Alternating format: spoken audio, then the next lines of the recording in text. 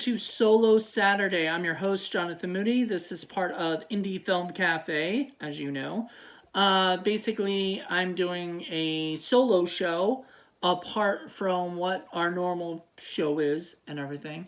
And so I decided to kind of just do something where I review movies from like Walmart or people send me films and things like that. The four films I got from Walmart, I believe. I think all four of these were bought at the same time at Walmart, and so I'm going to talk about them, and then in 2 weeks we'll do another one. So every other Saturday is a solo Saturday. So there we go. So the first one is The Final Wish. And I got this because Jeffrey Reddick wrote it. I've interviewed him a few times, and Lynn Shay's in it, and Tony Todd. It's got an amazing cast, and it was fun. It was enjoyable. Like, this movie was a lot of fun. In fact, this was probably the most fun of all of these movies. Honestly, this was the so I watched this first, and so this kind of set the tone for what I was hoping would be the rest of them, and none of them lived up to this one. It's more professional. It's very indie. It's basically about a guy who comes back home after his dad dies, and he's trying to like kind of help out with his family. However, he's kind of I don't know how to really describe it, but he's kind of a like his family thinks he's better than everybody, and maybe he does, but he's not really where he wants to be. He wants to be this big time lawyer, and he's not able to get a job working for law firms and stuff like that. And so he comes back. And Jeffrey Reddick plays the landlord, who basically tells him he can't get back into his apartment and stuff, and all his stuff is there, and he can't even get that and everything. And so he goes back home to try to like scrape up some money and to get some stuff straight there, and he runs into some friends. And but anyway, he ends up finding this thing that his dad has, that this like little, it's kind of like a magic lamp kind of thing, and a djinn basically is in it, and he is able to get granted 7 wishes. But however, the seventh wish, his soul gets stolen. You find that out later or whatever. There's some, I don't want to spoil it too much. It's a good movie. It's very fun. The wishes, it just, the only thing I didn't buy, from the whole thing is how many times he said I wish, and got the wish or whatever. Like, it felt like they were kind of forced in there to have these wishes or whatever. So most people don't just go, I wish this, They say, man, I'd like this or something, They don't go, I wish this would happen exactly. Like, he wishes a lot. And for somebody who doesn't know, every time he wishes, something bad happens. Or bad is going to happen. Or something good, or whatever it is, But it's always something good happens, but something bad happens in the process or whatever. It's very much monkey paw, But it's an enjoyable movie. If you want to check it out, it's only $10 at Walmart. All these are $10 at Walmart. So watch them at your own discretion. This next one, I hope, is like you can watch for free on Amazon Prime or something. The rest of these, I hope you can watch for free on Amazon Prime, because I would rather you guys do that than that, because these movies are not that good, honestly. So just be prepared. But Amityville, Mount Misery Road, which should have just been called Mount Misery Road. I think it was Amityville name was kind of put in there, and I hated that. Like, originally, I hated that even from the very beginning, because I knew this wasn't an Amityville movie. But sorry, my dog is going crazy over there. Amityville, Mount Misery Road. I applaud the people who made this movie. What were their names? They're a husband and wife couple. I applaud them for making it. Morangiello, and his wife Carolina, Eastern European wife Carolina Morangiello. I loved them both for doing this movie. For if they had called it Mount Misery Road, I may have liked it a lot more. I think I took points like that. I'm not gonna give like stars or whatever. I'm not even giving points, but I'm just saying I take points off for like this movie. I didn't really I didn't really dig this movie that much. And here's a couple things that I learned what not to do from this movie as a filmmaker.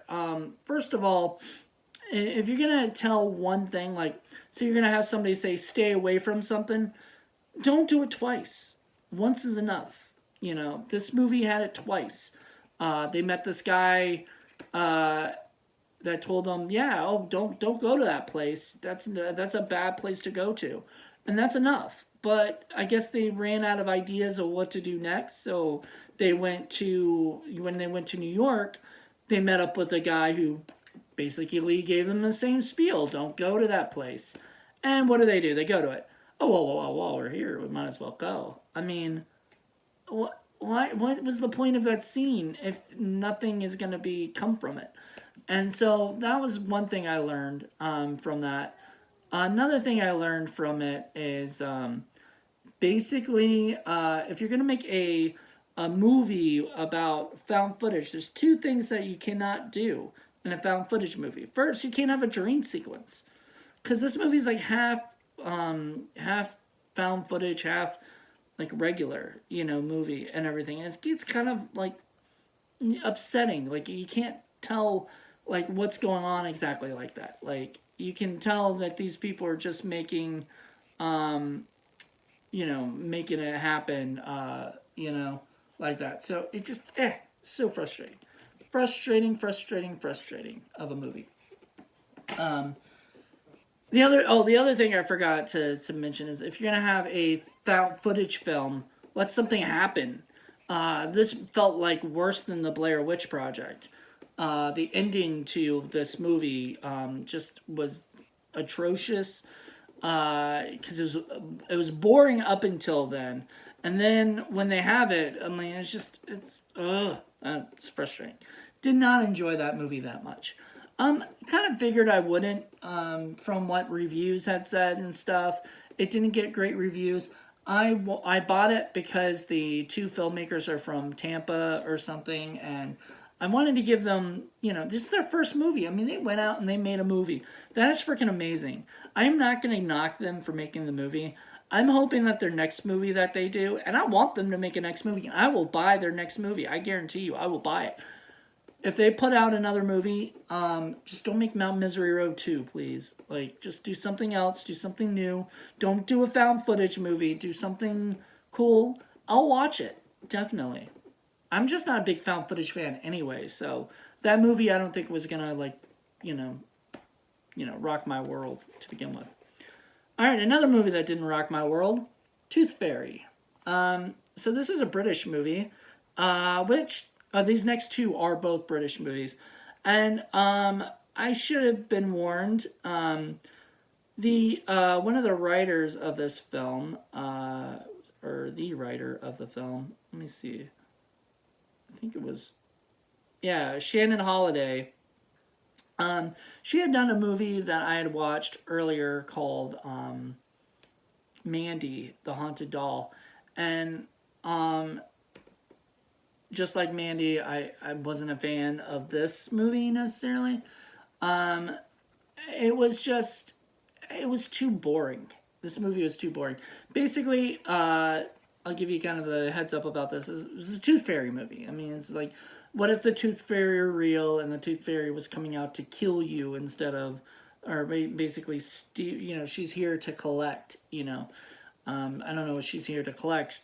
Is it supposed to be the teeth or something? I don't know. There's really, it doesn't fully explain what happens, what's going on in this movie. And on top of that, there was a girl in it. What was her name?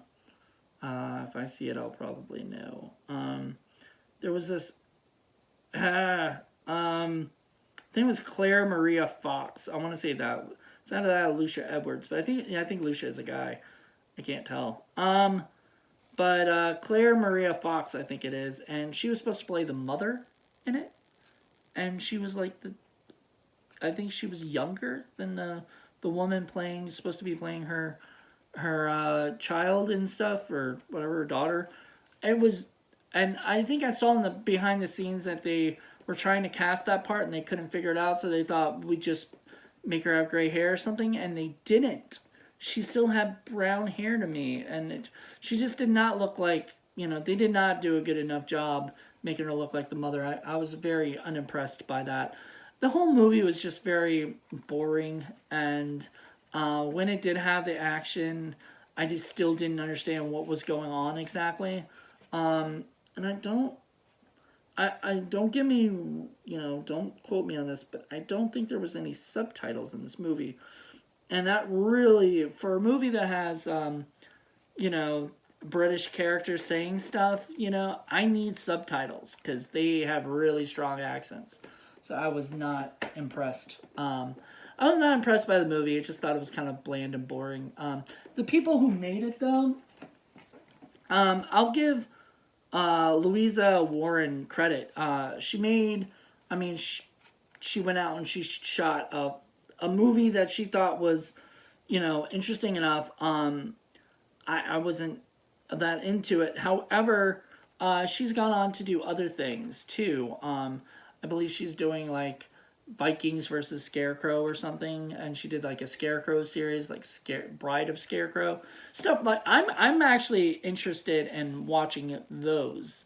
Those are on like Prime, so I'm definitely gonna be watching those and maybe reviewing those at some point. So check that out. I'll give the director more credit because unlike, this is not her first rodeo, so she should have had things a little bit more figured out. But when it comes to indie films, you just never know. And I mean, sometimes it's just funny. Like sometimes if a movie is complete and finished and put out, it can be put out by anybody, and stuff. And so just congratulations to them going out and making the movie. I just wasn't all that into it. And then the Snarling. Once again, really not that into it as well. It's supposed to be kind of comedic. The comedic jokes were really stupid, and that was the point, I guess, was like the main jokes were like the one guy, this one guy looks like another, like the main actor or whatever, because like the whole idea is they're on a set of a zombie movie and they're taking over the city, the country, and there's some backstory of, you never see it really, but there's this like they went to like a zoo or something and a wolf bit them, or whatever, and so it bit like one of the guys, and he became the werewolf, and then there's question of whether or not it's another person that's the werewolf or it's another person, like they try to hide it, which I didn't really see it coming because I really, really, really wasn't caring enough to like go, ooh, I wonder who it is, I think what really just annoyed me is just the jokes in it were they just fell flat so bad that I couldn't even get into it. And I think that took away from what could have been an interesting horror movie, because they made it more of a horror comedy, and I didn't find the comedy funny. So you got to be careful if you're gonna do a horror comedy. You got to make sure everything works. And there was a couple jokes that made me laugh, but all in all, it was just not a very fun movie. And the cops were even dumber, and that got kind of annoying for me. I don't know. It was not a great movie, honestly. Wildlife Releasing put it out.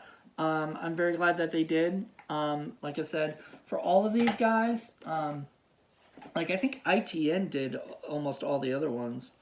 No, ITN did that one, did the Amityville one, and did Tooth Fairy. Yeah, and then what company did? Cinedigm did The Final Wish. So awesome. Like, I give them mad props for putting these movies out and everything. But all in all, if I had to choose my favorite of the whole bunch, it would definitely be The Final Wish. I think that one looked the most professional and had the best acting and direction and writing completely over everything else. I mean, it kind of helps when one of the writers is the creator of Final Destination. I guess that kind of gives you the leg up. However, I mean, this was still an independent film, so it could have gone either way. It could have really been bad, but I enjoyed it. I'm looking forward to seeing Sleep No More, which also was written by Jeffrey Reddick. I'm going to watch that. I think that might be on the next Solo Saturday or the next one after. So we'll see. I know for a fact that the two ones I did not get to are going to be on it. So one is Death Day, which is right here.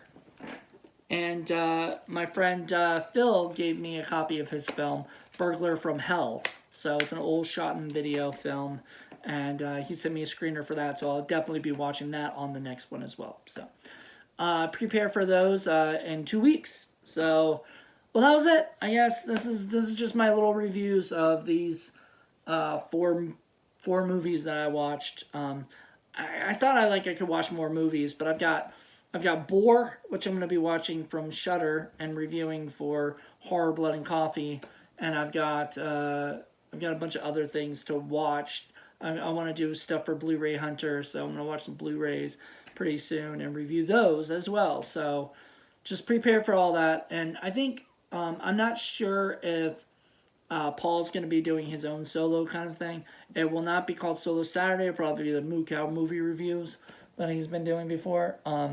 But if he does, he does. If he doesn't, he doesn't. I mean, it depends on how much time we get to do these kind of things.